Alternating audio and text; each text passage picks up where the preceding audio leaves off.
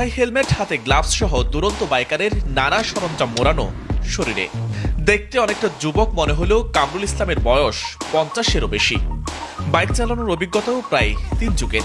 সেই অভিজ্ঞতাকে নিয়ে মাত্র 110 সিসির বাইক নিয়ে দেশের মানচিত্রের সীমান্ত ঘেঁষে টানা 20 দিনে পাড়ি দিলেন 4500 কিলোমিটার পথ।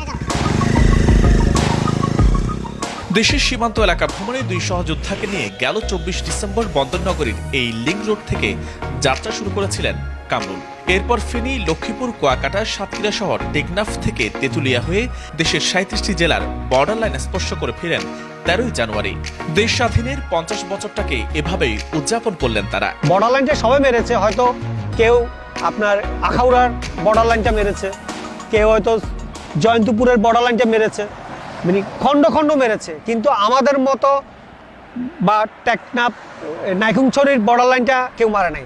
ইনশাল্লাহ নাইখুংছড়ির আপনার যে বর্ডার লাইনটা ওইটা আমরা প্রথম মেরেছি, এবং বাংলাদেশের প্রথম মানে স্টার্টিং এবং এন্ড পুরো বর্ডার লাইনটা 20 দিনে আমরাই প্রথম মেরেছি, আর কেউ মানে।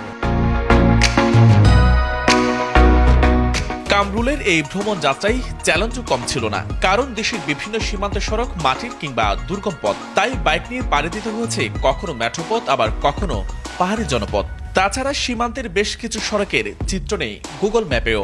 স্থানীয়দের সহায়তায় এগোতে হয়েছে গন্তব্যে। সবচেয়ে চ্যালেঞ্জিং ছিল আমরা রাস্তাগুলো খুব অফ রোড, মানে এমন বলতে গেলে যে রাস্তাগুলো খুব ভাঙ্গা। যেমন আমার 110 সিসির গাড়ির আমার চেইন কভার ভেঙে পড়ে গেছে। এবার বুঝতে পারেন যে রাস্তার কি অবস্থা হতে পারে। এমনও দেখা গেছে যে আমরা রাস্তা খুঁজতে খুঁজতে রাত 9টা বেজে গেছে, আমরা এক বাড়ির মাঝখানে চলে গেছি, রাস্তা নাই। আবার দেখা গেছে যে আমরা ঘুরতে ঘুরতে বিলের মাঝখানে চলে গেছি, রাস্তা নাই। 110 সিসির বাইক নিয়ে এমন লম্বা ভ্রমণে বেশ জটিলতায় পড়েন কামরুল ইসলাম। টানা 20 দিন বাইক নিয়ে পার করেছেন 35টি স্থলবন্দর।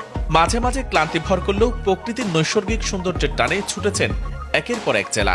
আমি দেখেছি যে অন্যান্য গ্রুপে মানে 150 সিসির গাড়ি ছাড়া কেউ কাউকে ট্যুরে নিতে চায় না। 110 সিসি গাড়ি নিয়ে আসলে কেউ 2-3টা ডিস্ট্রিক্ট মারতে চায় না, শহর ভিত্তিক ছাড়া অন্য কোথাও যেতে চায় না।